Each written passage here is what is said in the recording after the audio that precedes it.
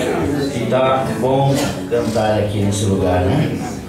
E sabemos que Ele está aqui, né? O Espírito Santo está aqui nesse lugar. Agora, eu gostaria, irmãos, que eu pedi para o irmão Dorvalino orar conosco. Nós estávamos planejando de ter ali, já tinha combinado com o irmão Daniel para nós rodar um CD de uma escola, mas resolvemos assim a mudar o plano imediato. E eu gostaria de compartilhar com os irmãos alguns trechos dessa mensagem, terceiro êxodo, que vai ser bem curto, para não cansar os irmãos. Mas antes eu gostaria que o irmão Dorvalino chegasse até aqui, orasse conosco, e ao pedido da irmã Betânia, ela está em casa, está com a garganta fechada, né? Não pode se alimentar direito, e ela pediu, antes de sair, e disse, fala para os irmãos orarem por mim, que vai ficar bom. Então, eu acredito que vai ser assim, né? Nós podemos tomar todos os cuidados, mas Deus em primeiro lugar. Vou pedir para o irmão Dorvalino orar por ela. Você tem algum pedido, levante a sua mão. Se você lembrar de alguém. Então vamos assim orar e depois já estaremos aqui lendo a Bíblia.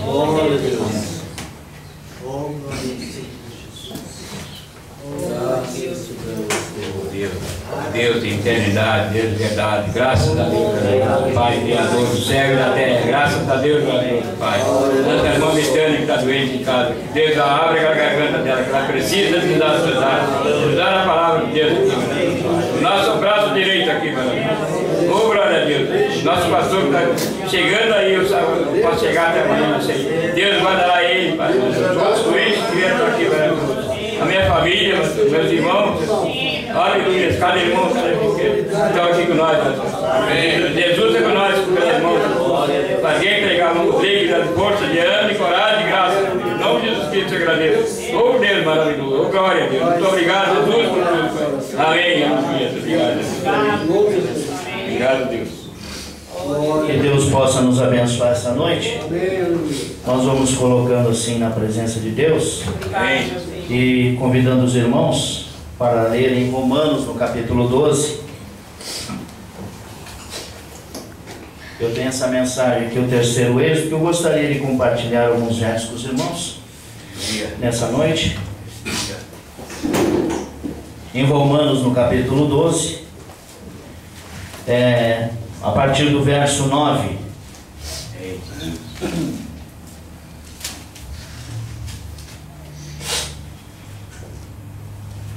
Todos acharam?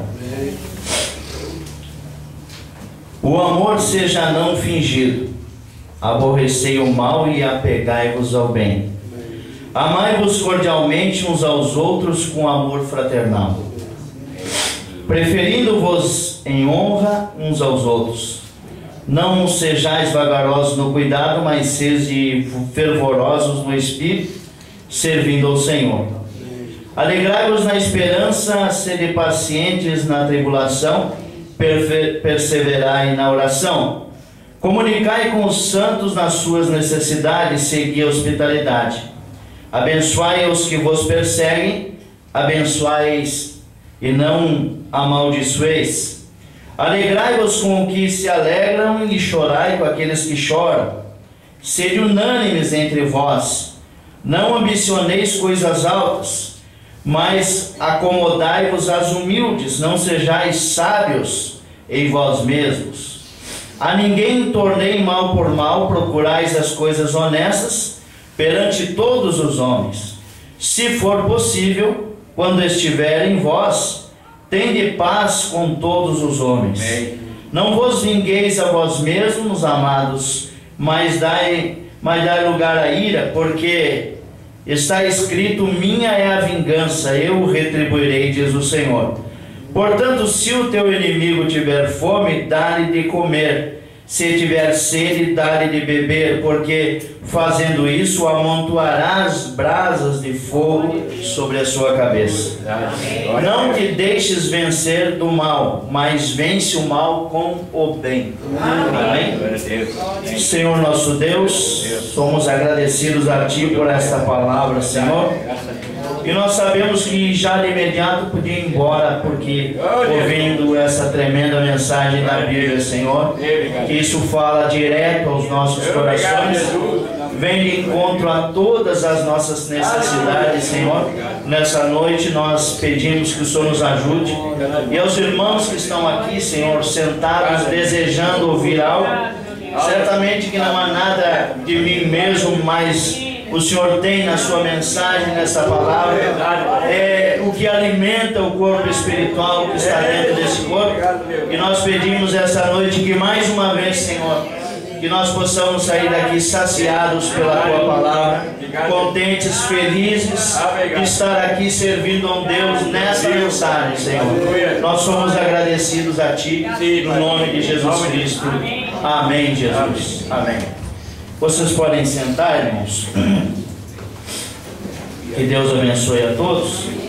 Eu falei com o irmão Daniel no início ali, como eu já disse, e combinamos de ter a escola, mas o Espírito Santo nesse lugar me deu um pouquinho de coragem. Amém. Glória a Deus. Por poder ler essa mensagem aqui com os irmãos nessa noite, sabendo que eu não sou um pregador, né? Eu sou, como dizem, um cortador de carne, mas eu sou feliz, amém, em ser um cortador de carne, né? Mas também, de qualquer forma, uma pessoa que ama essa mensagem, amém, e ama a mensagem que traz esta Bíblia. E nós podemos ser o que somos, mas nunca devemos deixar de adorar a Deus. Amém. E saber que Deus está acima de todos nós. E nessa noite nós lemos aqui no verso 9 de Romanos capítulo 12, falando sobre o amor cristão. E nós vinha conversando no carro ali sobre um homem que dá uma palestra na internet, professor da Universidade de São Paulo, que é conferencista, que é muito inteligente. E ele faz uma homenagem a Jesus, comparando e dizendo que Jesus, para ele, foi o maior espiritualista que houve no seu tempo. Para nós é mais que isto. Ele foi além de ser um espiritualista, ele é Deus para nós. Amém. E ele faz uma comparação muito bonita, trazendo a diferença do amor que um certo filósofo lá do passado trouxe de um outro seguinte, e do amor que Jesus ensinou, que é o amor incondicional, o amor que sobrepõe a todas as coisas, não importando sobre a maneira que você é, a maneira que você, seu jeito de ser, você ama de qualquer forma. Você ama o mendigo, você ama a prostituta lá na rua, você ama aquele que é arrogante, você ama o humilde, você ama todas as pessoas. Mesmo não concordando com seus atos, você ainda os ama. E esse é o amor que trouxe o Senhor Jesus como exemplo para nós. Agora, ele fala, esse homem, aqueles irmãos que gostam de ver, vocês podem assistir, é muito instrutivo. Ele fala umas palavras meia fortes só, né? Mas é instrutivo ver a inteligência. E eu fiquei pensando assim, se esse homem conhecesse essa mensagem, que tremendo pregador seria, né? E ele diz que um certo filósofo lá do passado trouxe a imagem, como se diz, a explicação sobre o amor, que foi Platão. E todos já ouviram falar, ou quem não ouviu vai ouvir agora, quando falam sobre o amor platônico. Vocês já ouviram falar? Ele foi um filósofo lá do passado. E o Joab, ele seria a pessoa mais indicada para falar sobre essas coisas, né? Porque ele conversa bastante.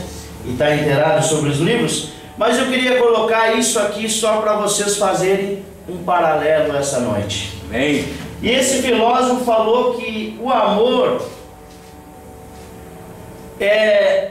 ele é geralmente o desejo por algo que nós não temos. Ele diz: quando desejamos uma coisa, isso é na versão dele, estou falando a versão dele, né?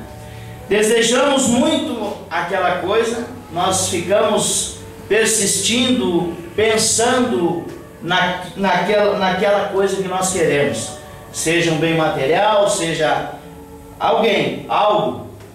Então, quando nós temos, aquele amor se apaga porque nós temos.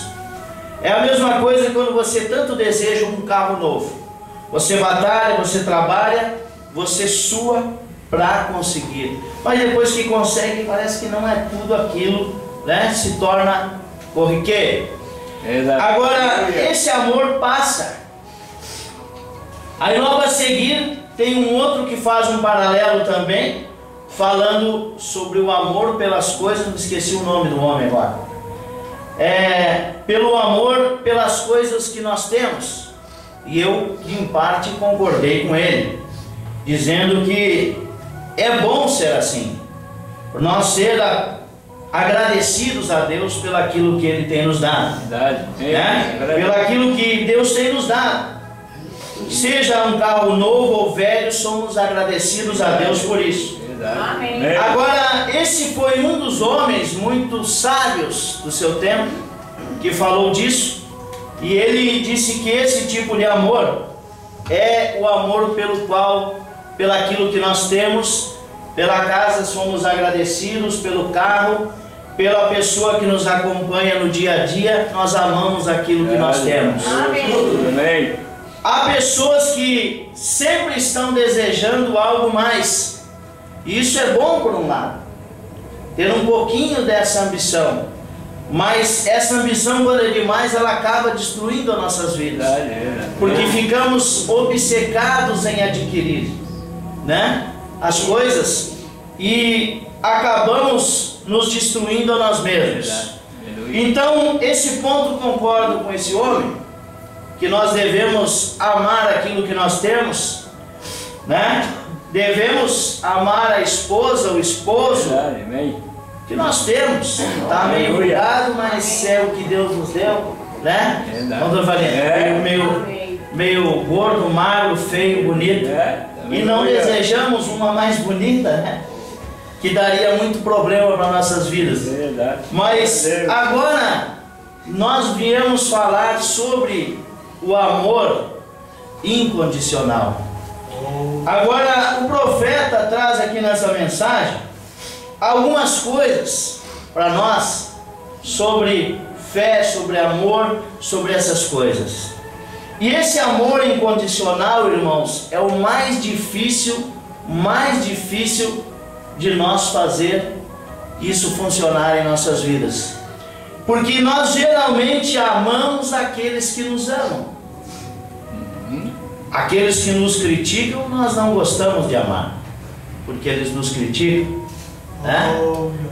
Aqueles que falam mal de nós, nós não gostamos de amar, porque eles falam mal de nós. Então é um problema. Mas Jesus nos trouxe esse exemplo desse amor incondicional, que devemos amar a todos. Agora, esse amor não deve ser fingido, como diz a Bíblia. Glória a Deus. Né? Você está sorrindo para um irmão e logo após está falando mal dele pelas costas. Aborrecei o mal e apegai-vos ao bem. O amor não seja fingido. Amai-vos cordialmente uns aos outros com amor fraternal, preferindo-os em honra uns aos outros. Os irmãos, os cristãos, às vezes negam até um sorriso por irmão.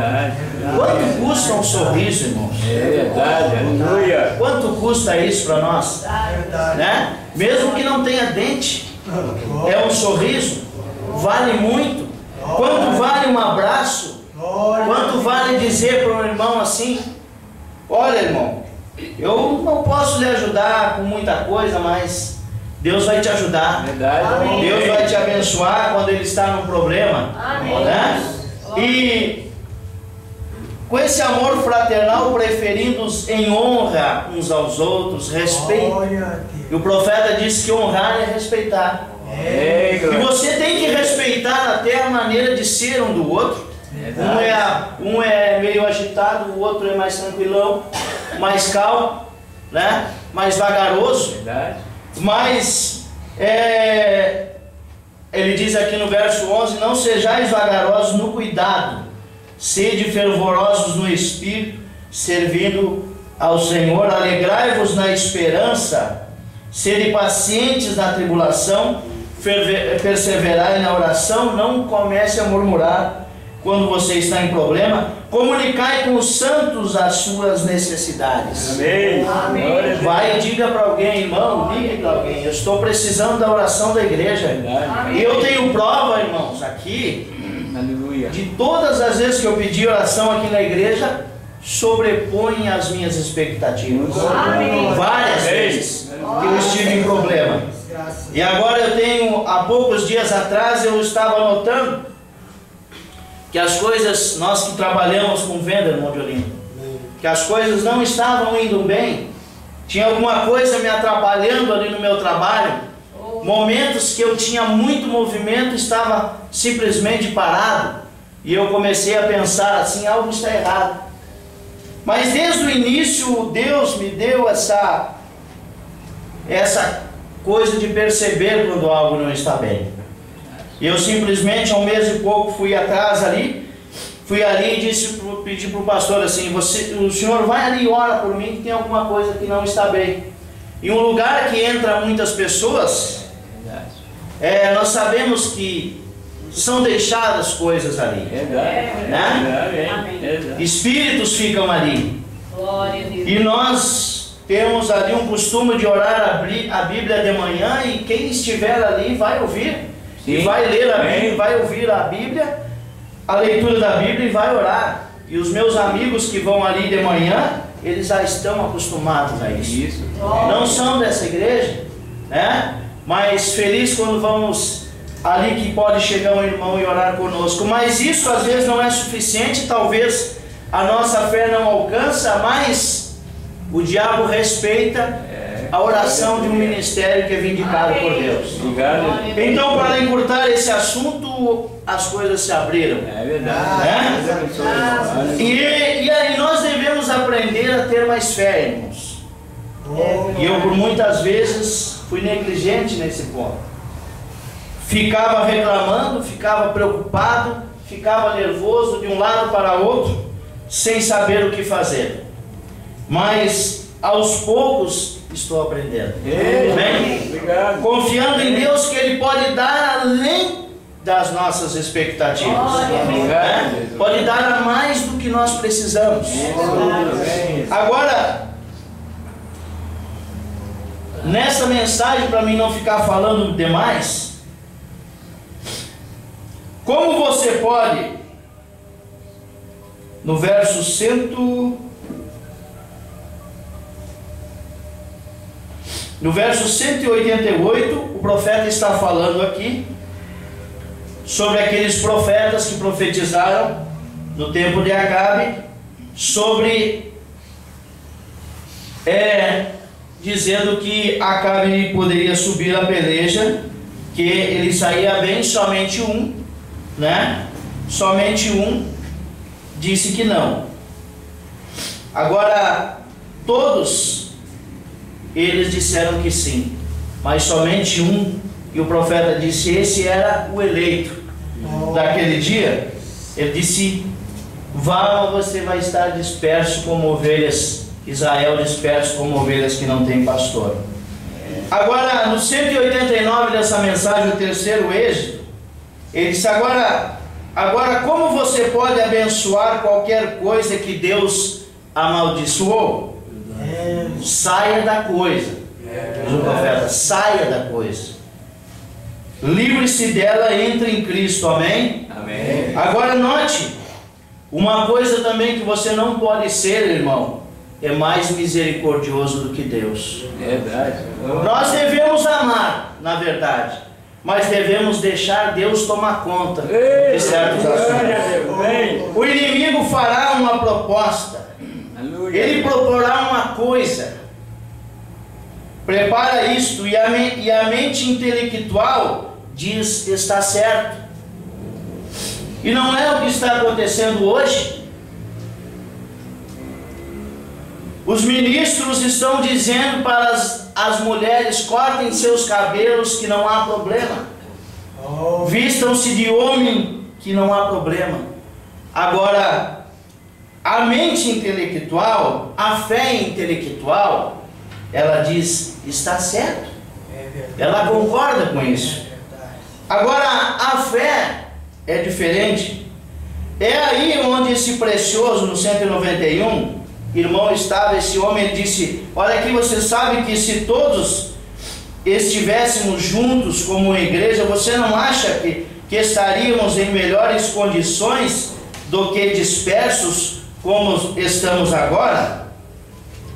Isso não parece razoável se todos os protestantes e os católicos pudessem se ajuntar e chegar a um ponto em comum? Mas como podem dois andar se não estiverem de acordo?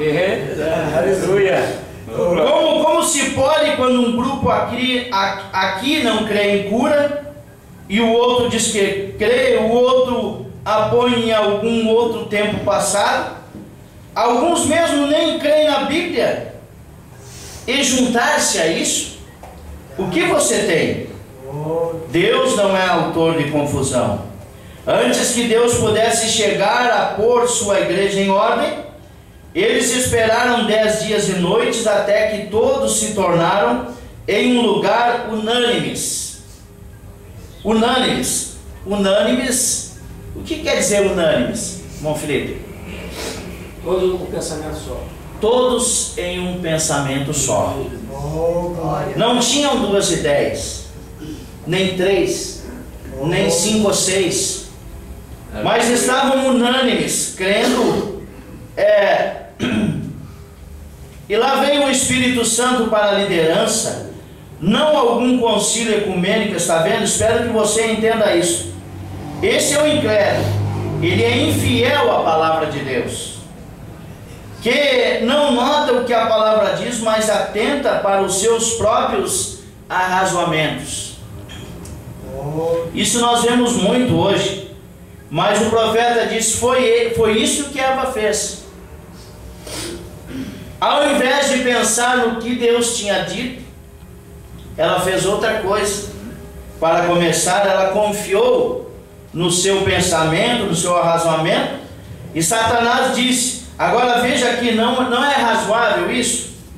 Eu sei que a palavra diz isso, mas espere um minuto, não é razoável que você estaria em melhor condição se soubesse a diferença entre o certo e o errado? Ora sim, então ela aceitou isso, está vendo? Assim é com o arrazoamento. Agora, a incredulidade sempre leva aos arrazoamentos, mas a fé nem chega perto disso. A fé não duvida de maneira nenhuma, ela está confiante.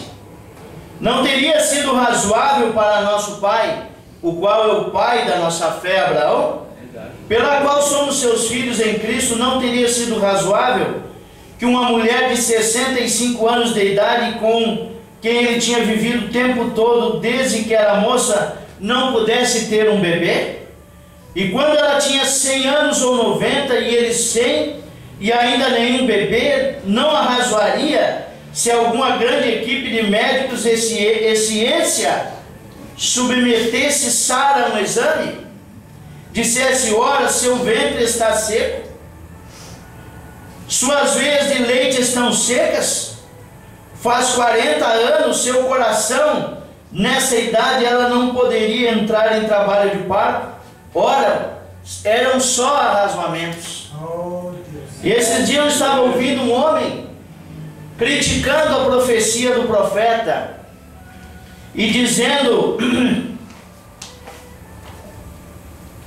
o profeta Branham disse que em tal ano, assim, um crítico gravou um vídeo para criticar e disse que seu filho Billy Paul não seria um velho e os tubarões nadariam em Los Angeles. Isso, aleluia. E ele disse, e veja, o seu filho Billy Paul está com 82 anos. Mas, num testemunho do irmão Billy Paul que eu ouvi, ele disse, eu não sou velho. Ele disse, eu não sou velho, porque meu pai disse que eu não seria um velho enquanto os tubarões nadariam em Los Angeles. Ele disse, então eu não sou velho, porque os tubarões ainda não estão nadando em Los Angeles. Agora isso é uma fé genuína, irmãos.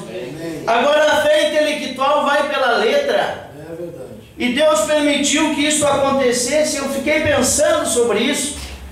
Que tristeza ser um crítico, mas que felicidade é crer nessa mensagem desde agora. Que felicidade pode crer no profeta. Amém. E Billy Paul está com o cabelo bem branquinho, está com uma papada, está enrugado, mas ele diz, eu não sou velho. Eu vou ser um velho quando os tubarões estiverem nadando em Jeffersonville, ou melhor, em Los Angeles. Mas agora é o arrazoamento, mas Abraão recusou isto.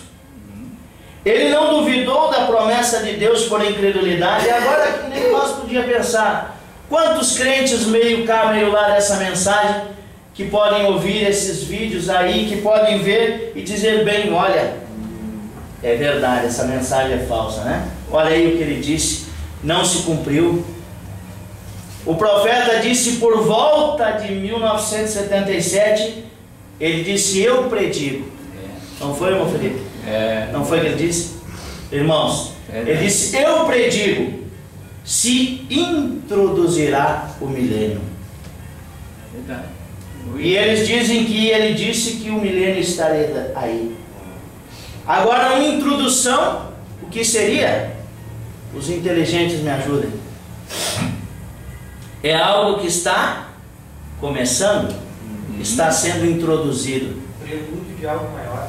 Prelúdio de algo maior. Como é bom ter uma assessoria dessas, né? Amém. Deus abençoe. Prelúdio de algo maior. Por volta de 1977 se introduzirá o milênio. Amém? Abraão recusou crer que não teria o filho. Contra os arrazoamentos, ele não duvidou da promessa de Deus, não importa o que fosse, porque ele tinha considerado Deus poderoso para realizar tudo o que ele disse que faria. Agora, onde estão os filhos de Abraão esta manhã? Vocês, ministros que estão com medo, vocês com medo de perder o pão e água na rua, deixarem essa Babilônia. Por quê? Porque tem medo de passar fome, né?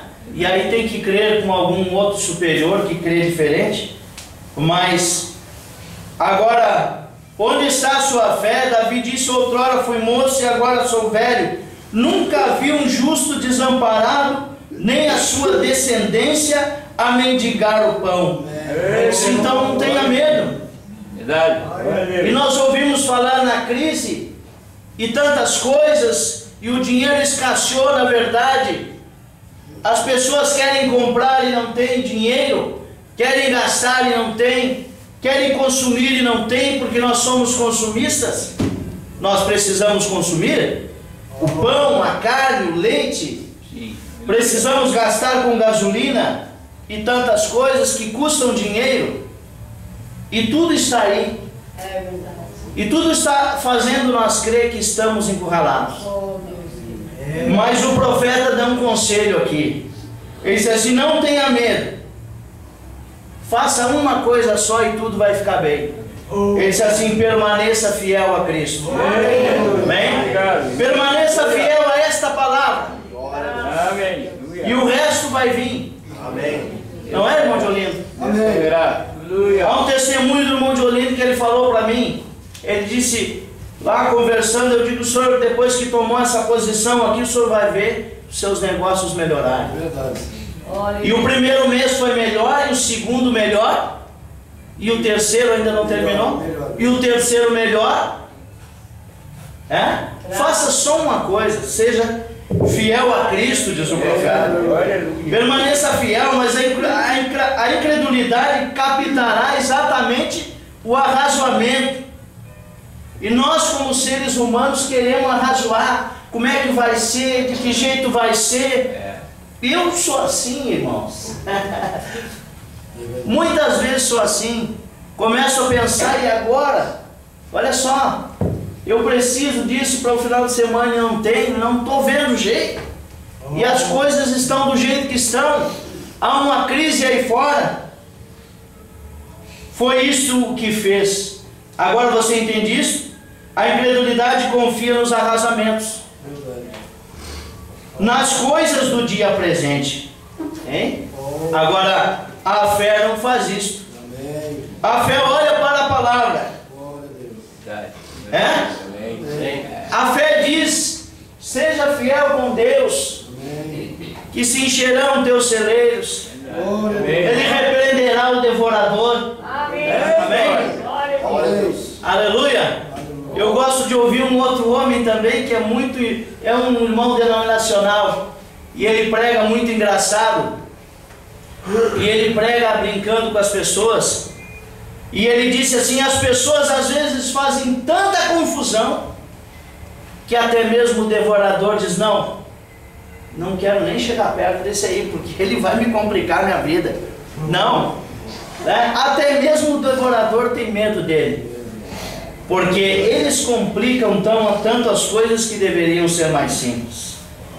E eu ouvi ele falando um dia assim: as pessoas querem fazer o vestibular, elas querem passar num concurso.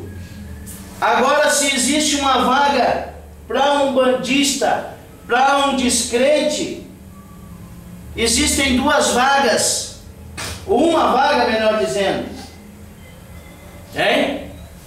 Aí você vai ali na hora da prova, nunca parou para estudar. Chegou na hora da prova, fez: Senhor, me ajuda, eu preciso desse concurso para sustentar minha família. E ali o outro candidato, que é um descrente, mas estudou, suou a camiseta, baixou a cabeça. Para quem você acha que vai ganhar aquela vaga? Mesmo sendo um cristão? Ou você não deu prova de que fez por merecer? Quem será que ganharia aquela vaga? Vejam, então as coisas funcionam dessa maneira. A fé olha para a palavra, mas a fé se coloca sobre a rocha inabalável, a eterna palavra de Deus. Amém? A fé não olha para a razão, não importa o quanto você possa mostrar que seria melhor. Se a palavra diz não, a fé descansa ali. Esse é o santuário do lugar de descanso da fé. Quero perguntar a vocês, luteranos, esta manhã, vocês batistas, católicos, e vocês que sejam vocês denominacionais ao redor do mundo, como vocês podem pôr sua fé em uma denominação quando ela é contrária à palavra? Que tipo de fé vocês têm? Vocês têm poder de arrazoamento e não fé. Porque a fé é pelo ouvir. Será que seria ouvir o concílio ecumênico? Você diz: poderíamos obter isso no almanaque de aniversário das senhoras, mas nunca encontrarão isso na palavra de Deus. A fé é pelo ouvir, e ouvir a palavra de Deus. Amém? Dizer-me que um homem pode falar qualquer coisa contrária a isso e dizer que a palavra de Deus, quando passará os céus e a terra, melhor dizendo, mas esta palavra não. A fé encontra na palavra seu santuário de descanso. Ela se move até o topo dessa rocha, Cristo Jesus. Ela deita-se ali e descansa, deixe que os ventos uivem, deixe que as tempestades estremeçam, ela está segura para sempre, ela descansa bem ali.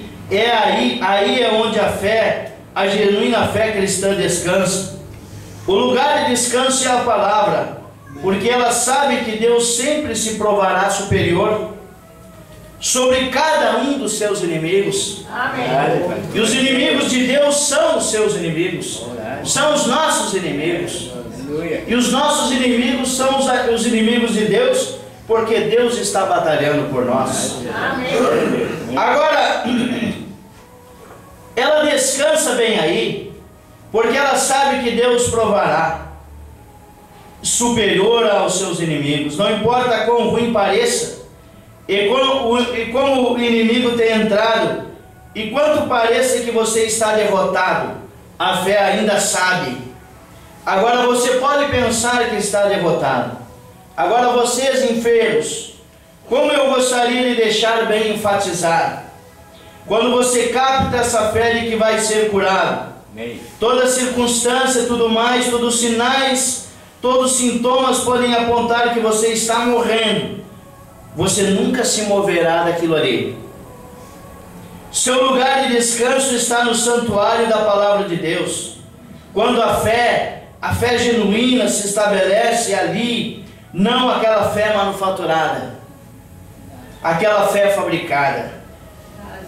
Agora, fé, não esperança, mas fé.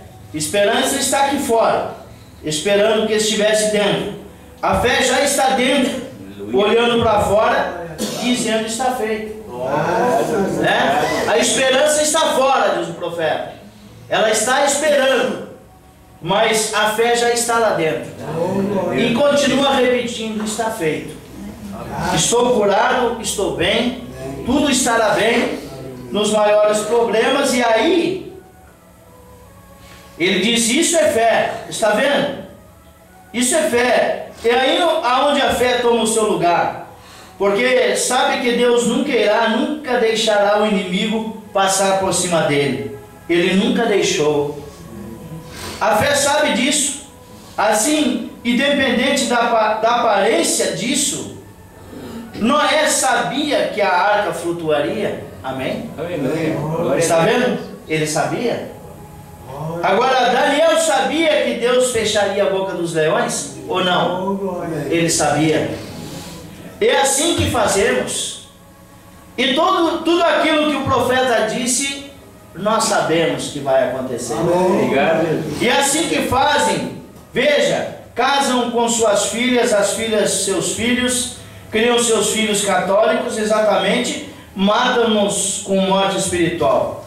A Bíblia não disse que ele a lançaria numa cama de mundanismo e ferida de morte espiritual seus filhos? Apocalipse 17, está bem? Aleluia. Apocalipse 17, está vendo? É sempre a palavra. Obrigado. Não importa onde se vá, ainda é a palavra. Glória a Deus. Tem de se encaixar corretamente no quadro. Aleluia. Se não é a palavra, não é essa palavra. Se não conseguir que seja a Bíblia de um extremo ao outro, então está errado. Nós não podemos colocar arrazoamentos na palavra de Deus. Durante esse tempo, Deus estava treinando seu servo para o seu trabalho, fora de vista, fora dos planos dele, seus esquemas. Estão entendendo? Fora do sistema organizacional, Deus estava treinando um homem para seu propósito. Ele só estava deixando isso prosseguir. Deixou casar, ter sua esposa, falando de Moisés. Filhos, seu filho Gerson, ele está vivendo uma vida muito boa, abençoando ali, mas o tempo todo ele estava o aprontando. Ele estava cuidando dele, treinando ele. E todos esses acontecimentos que têm acontecido, vamos falar de uma maneira particular em nossas vidas, a cada dia, cada semana, cada mês. Isso é somente um treinamento. É algo que estamos sendo treinados para esse evento que está no futuro. Deus e seu inimigo fizeram no natural, então, exatamente como Deus e seu inimigo estão fazendo no espiritual agora. Eles os mataram com morte natural. Agora, com morte espiritual, está vendo? Deus estava aprontando um homem natural, seu profeta, para ir ao Egito. E Satanás estava aprontando um Ramsés, seu homem natural. Da mesma maneira hoje, Deus tem o seu homem para esta era. Deus tem o seu profeta para esta era. E o diabo também tem o seu.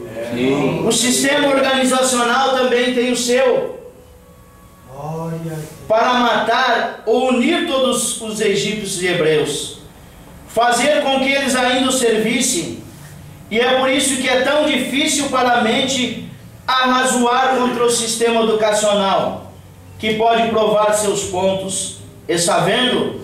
Isso mesmo, sua mente sempre irá à educação. Intelectuais e mente que arrasou, nem mesmo vê isto. Acho que vocês, muitos assistiram os 10 mandamentos. Toda essa coisa, não creio em ir em cinemas, toda essa coisa, mas recomendei à igreja que qualquer um, se não tivesse nada além disso que quiser assistir, estaria bem se quisessem fazê-lo. Primeiro foram, e eles vieram me contando, havia muitos que eu não ia a muitos anos. Finalmente fui quando estava sentado, apresentado nesse drive-in, e eu assisti, eu vi o que era. Então eu disse à igreja, se quiserem ir, ali estava, foi formidável, bonito. Como aquele engano do diabo, como astuto ele foi, como ele moveu para matar aquelas crianças, e como a mente intelectual captou e creu nisso. Porque eles podiam ver, era razoável, era bom, era prazeroso. Ó, como Deus estava o tempo todo treinando esse homem. E como o Egito estava treinando em política esse Ramsés, para assumir o controle.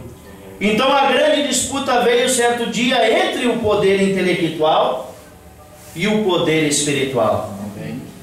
E esse treinamento que você está passando, nós estamos passando, não é em vão.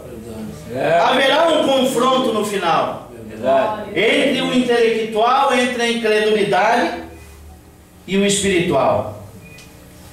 Com todos os seus deuses, encontrava-se ali derramando água para abençoar o Deus do Nilo. Deus o atingiu, o sangue jorrou. Veja, tudo isso foi impressionante. Ele está comentando sobre o fio.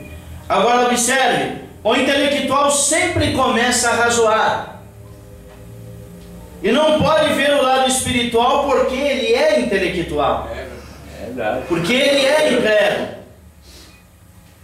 Ó, tampouco pôde em qualquer tempo, e nesse tempo também não vai acontecer diferente. Não podem vê-lo. Não puderam ver isso nos dias de Elias. Já estamos parando aqui, irmãos. Como poderia esse velho profeta, só Elias agora o exemplo, como poderia esse velho profeta, barbudo, rosto enrugado, Deus me perdoe por dizer, mas eu não estou tornando mal, mas estou tornando isto da maneira que é, e se parece ridículo, de modo que vocês possam ver o Espírito de Deus.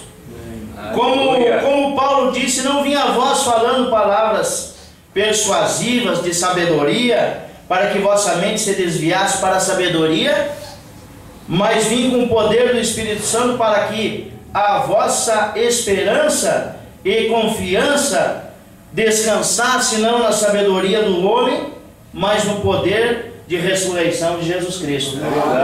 Nós sabemos que o homem falha, que a inteligência falha, mas o Espírito Santo dentro de uma pessoa não falha. É por isso que estou tornando isso. Olhe, você podia ver a santidade daquele sacerdote ao chamar o grande profeta piedoso de um rosto barbudo, porque ele deve ter sido uma coisa de aparência horrível ao se pôr de pé ao lado de um sacerdote bem vestido, né?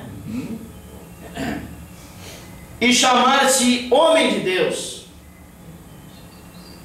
E hoje as pessoas são medidas, irmãos, muitas vezes pela roupa que eles vestem, pela maneira que eles andam vestidos, né? Se andam com um terno aí de 5 mil reais ou mais, uma pasta de 40 mil reais, esse é o tal. Anda num bom carro, esse é o tal. Mas às vezes a nossa mente nos engana, nossos olhos nos enganam. Agora você podia ver a santidade daquele sacerdote, tinha toda a aparência, mas Jesus disse que eram como túmulos caiados. Eram por fora bonitos e pintadinhos, branquinhos, mas por dentro estavam com coisas apodrecidas ali dentro. Verdade, aleluia. É isso que estão tentando fazer hoje. Olhe para ele. Você podia ver o turbante em sua cabeça desse homem, aquele éfode pendurado em seu peito. Você podia ver o azeite da unção natural sobre sua barba, descendo as bordas da sua veste. Você podia ver fogos de sacrifício ardendo. Todos os rituais estavam em ordem. Agora, é isso que a mente natural teria se inclinado. É isso que estão tentando fazer hoje. O olho, a porta da alma, veja. Vocês estão vendo isso, irmãos? Os olhos, o olho é a porta da alma. Mas veja, o olho espiritual está atrás desse olho. Eles viram esse velho de aparência barbuda ali, já vou encerrar, 2 minutos. Ali de pé, cabelo no peito e um grande pedaço de pele de ovelha enrolado em torno de si de couro, um cinto sobre os lombos, provavelmente descalço, braços magricelos, a pelanca assim caindo do seu braço, e uma barba branca que caía cobrindo o seu rosto, e uma vara torta na mão ali de pé. Mas o que nós veríamos ali? Se fosse hoje, para esse mundo denominacional, para as igrejas de hoje, o que seria? Um mendigo qualquer. Seria chutado de nossa porta, excomungado de nossa porta. Veja, mas o olho espiritual que estava atrás desses olhos, ali, olhou para aqueles braços magricelos, mas o olho espiritual pôde ver o poder de Deus movendo-se ali. Mas o olho espiritual pôde, porque estava de acordo com a palavra. Glória a Deus. Não o que o intelecto vê, o que o olho espiritual vê. O intelectual estava olhando para o homem bem vestido, pelo carro que ele andava, pela igreja que ele tinha, pelo tamanho do edifício que ele tem. Glória a Deus. Veja, mas o olho espiritual estava olhando ali, através daquele corpinho frágil, barbudo, descalço, com fome, estava vendo Deus. Amém? Vamos colocar em pé, irmãos. Aleluia. Que Deus possa abençoar aqui os irmãos que estão nos visitando. Graças a Deus. Nosso culto começa às 19, né? E nós já estamos findando, dizendo que Deus possa continuar nos abençoando. Eu vou pedir por que os irmãos inclinem a cabeça um momento.